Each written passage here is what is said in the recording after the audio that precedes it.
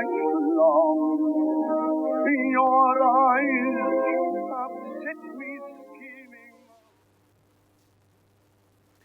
Welcome back. As you might have noticed, I'm American, and so my expertise lies largely in records across the Atlantic, looking in US and some of the Canadian records. But I'm also going to spend some time talking about the Australian and New Zealand collections that we have. Covering the rest of the world in 15 minutes is a bit daunting, so we're going to cover some major records that you can find on Findmypast. And it's one area that I will say is certainly expanding for us with collections. We have millions online and millions yet to come on part of our global international collections. To start off in the US, we've talked about the UK Census, but the US Census actually goes back until 1790, and it's kept every 10 years from 1790 until actually the most recent one was taken in 2010. What we have released to us is the census that was taken in 1940, so we can access all the census records from 1790 to 1940, and they're all available, every name searchable, on Findmypast. Now, the 1890 census was unfortunately destroyed, and so it can be a stumbling block for a lot of Americans looking for family history. Now, one thing you can do when you're looking in the year 1890 is to use some substitutes. So things like city directories, there are some state census records and other materials that you can access on Findmypast that can help bridge the gap between the missing years of sort of 1890. So again, between 1880 and 1900, it takes a little bit to find what's missing from that 1890 census. Now, just like in the UK, not all census records kept the exact same information as the census sort of grew every 10 years. This is an example of the 1850 census for one of my favorite relatives. His name is Christian Puffenbarger. And whenever I tell anyone in the US that I'm related to the Puffenbarger family, I've always been able to figure out they're a cousin, because that's a very unusual surname, and I've been told a very unusual family. It gets referenced in records here and again. But this 1850 census gives you very basic information about the head of household and their sort of spouse or other members, which we can assume are children, and information about where they're born and their occupation. As the census progresses in the United States, you get incredibly detailed census forms. So this census from the 20th century, the early part of the 20th century, actually gives everyone in the household their relationship, their marital status, details about occupation, the state or country where their parents were born, and for those of you looking for relatives who might have immigrated into the United States, many censuses in this period actually provide you with the year of immigration or the year of arrival, so you at least can know to search immigration records around that particular time period. And they also will include details about the year that someone might have naturalized or become a citizen of the United States, and that gives you, again, another clue that you can use to look for records within naturalizations. Now, as far as birth, marriage, and death records go for the United States, it's not as easy as it is here in the UK. We have no system of national registration. Literally, it's state by state by state. Now, we do have some records, such as the Social Security Death Index, which covers a lot of deaths, almost nationwide, from the 1930s up until the present day. We've worked quite hard at Findmypast to gather collections that help you look at vital records, but again, these are in many cases state by state or sometimes county by county.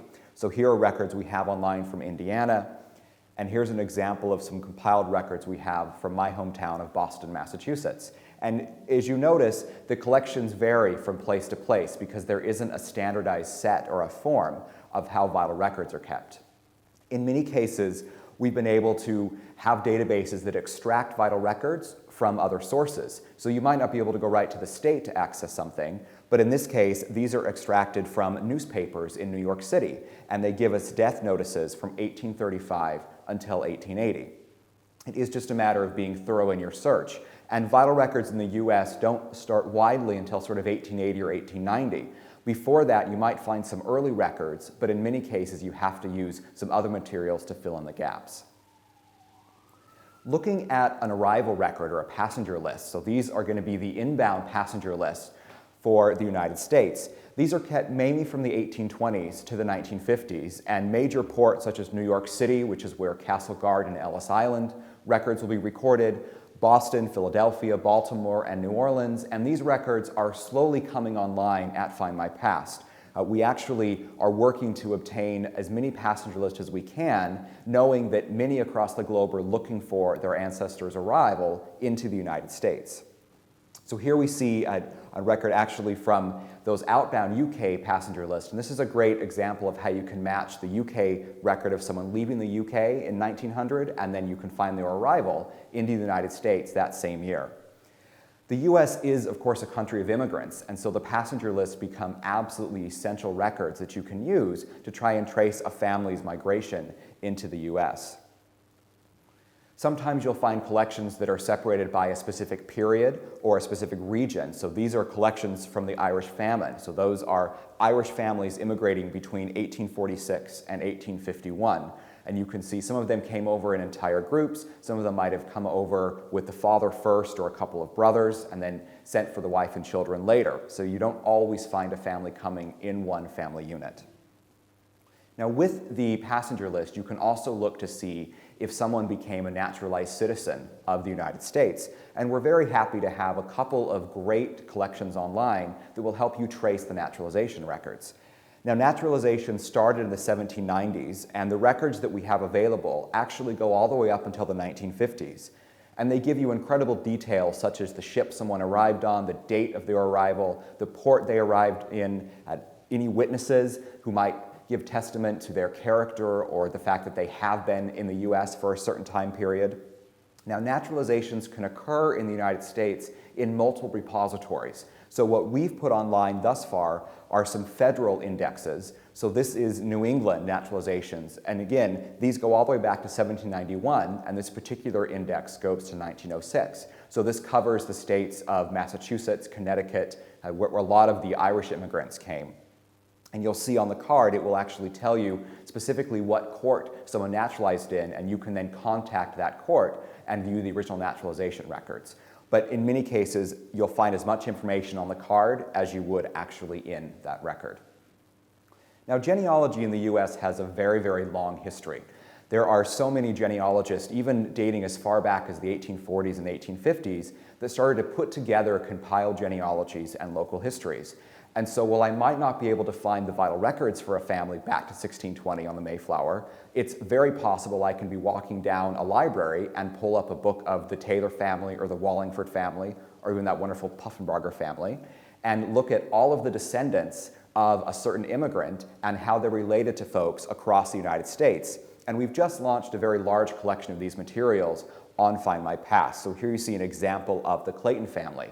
And many of these compiled genealogies will have an introductory section that will trace the family back in England. And now in modern days, we often chuckle at the connections to the knights and the kings and the queens that they would try and make for their families. But within these collections, you also find some fascinating collections. So this is a directory of biscuit and cracker bakers from the US and Canada. So we are seeing some Canadian collections coming online, and it will tell you where someone's living and sort of what their occupation is. So again, these published sources can be great resources for us as genealogists to put a bit more of the story into our ancestors' lives. And of course, I can attach all these records to the Findmypast tree as I build out the timeline of my family's story overseas. For the US, we also have extensive military collections. The Civil War, which was the battle that was fought between the North and the Southern states between 1861 and 1865, left behind incredible records that genealogists use all the time. There are records from both the Union and Confederate side that we have on the website. It will tell you exactly the regiment that someone served in. I found one of my relatives who he had 3 sons, and 2 of them served on the Confederate side and 1 of them served on the Union side. And I don't think they ever spoke, according to the family, after the war. And so I uncovered the beginning of that story through the Civil War service records that we have on the Findmypast website. We also have draft registration cards from the First World War. So in the US, in the 1917-1918, almost 21 million young men would fill out a draft card, and that would actually give information about their birth and where they're living.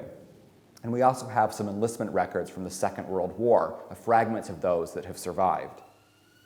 So this is just one example of a military record that actually serves as a census substitute. So we talked earlier the 1890 census was destroyed, but there was a census that was taken of Union soldiers who were on pension, and this includes the widows as well. And it didn't survive for all the states, but it does give you information about where someone's living, the regiment they served in, so you get an idea of how to dive further into those records. Here's an example of that Civil War soldiers database where you can see the side they served on, when they served, and the exact regiment that they served in. And these World War I draft registration cards really are a significant record set because they contain the signature of your ancestor. The first time I ever saw the signature of my great-great-grandfather was on his draft card that he filled out at the age of 19 when he noted that he was working in his father's flower shop. Again, a real moment in time for my relatives that was very exciting to find on Findmypast. We've also talked a lot about newspapers. We do have newspapers from across the US and the world as part of the Findmypast collection, so these extend into Canada, China, French, and Germany. And you can access these collections by going to the newspaper section and clicking on US and world newspapers. And as Laura said earlier, you can browse by keyword or by name, and you can really explore an incredible amount of information. And I discovered that my grandfather got a speeding ticket through the newspaper collection at Findmypast, which he denied vehemently until I brought him the proof that I had found at Findmypast. We talked earlier today about PERSI, the Periodical Source Index. Now, PERSI is an index that's created from local genealogical society and historical society periodicals all across the world, and then those are brought in, and we're digitizing the original publications and matching the two together. So it's a worldwide set of some incredible collections.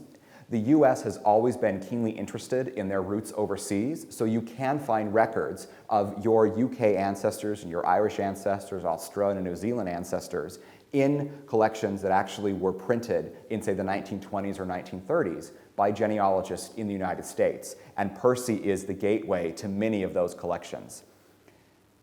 So here we see just an example where someone has actually extracted records from overseas and put them in a US publication.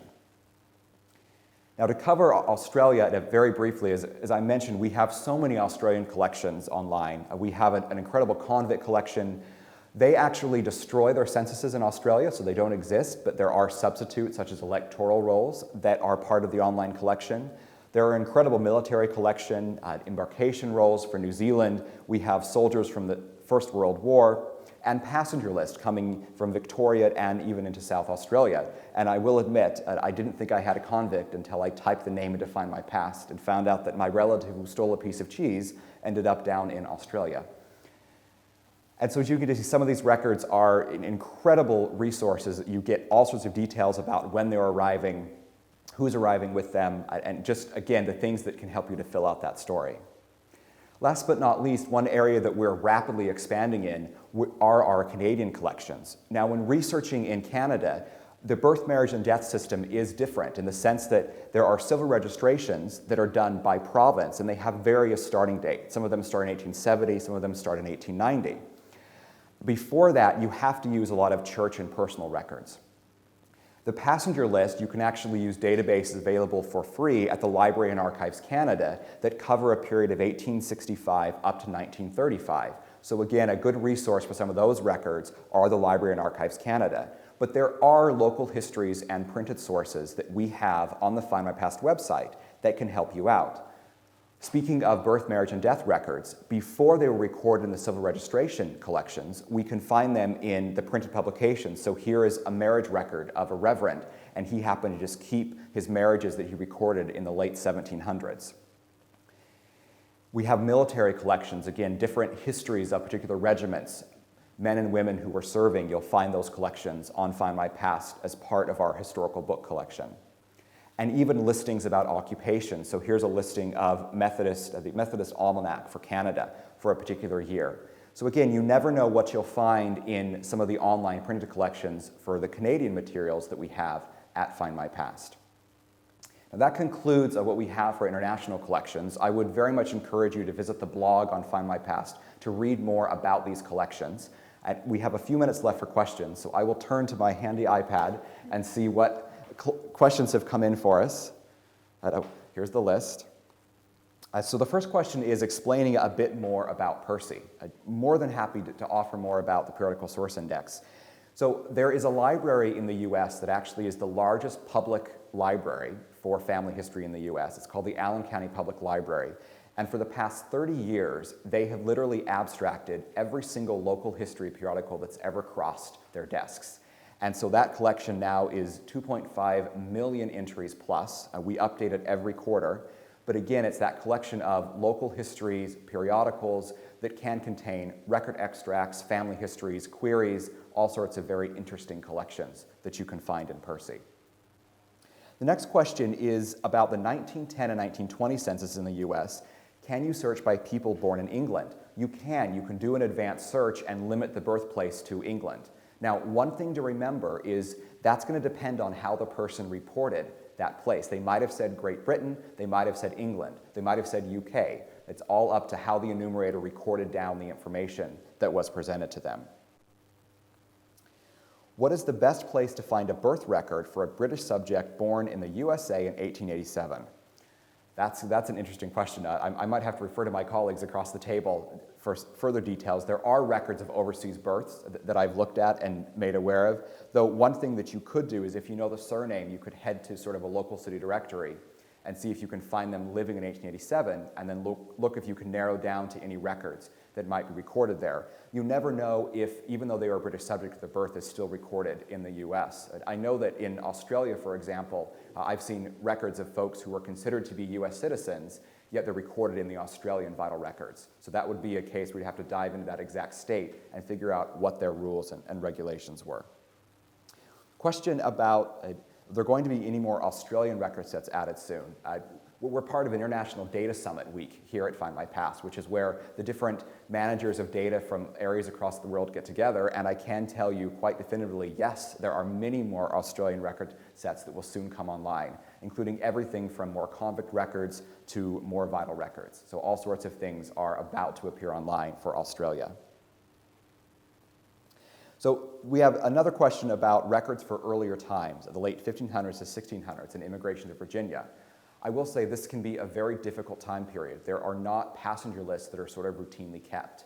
However, luckily enough, the parish register collection on Findmypast might go back all the way into the 1500s or the 1600s. And so this is why Findmypast is such a unique and amazing collection for the US, is that you can start to find those early baptisms and marriages recorded in the UK collections, and then as you see them appear in land records in the United States, you can finally be able to bridge some of those gaps between the UK and the US. I'm afraid that's all the questions that we have time for, but I do want to thank you for tuning in. It has been a very enjoyable afternoon, and I want to thank everyone who's participated. It has been absolutely incredible to learn about Findmypast and its vast record collections and what we can offer the globe for family history.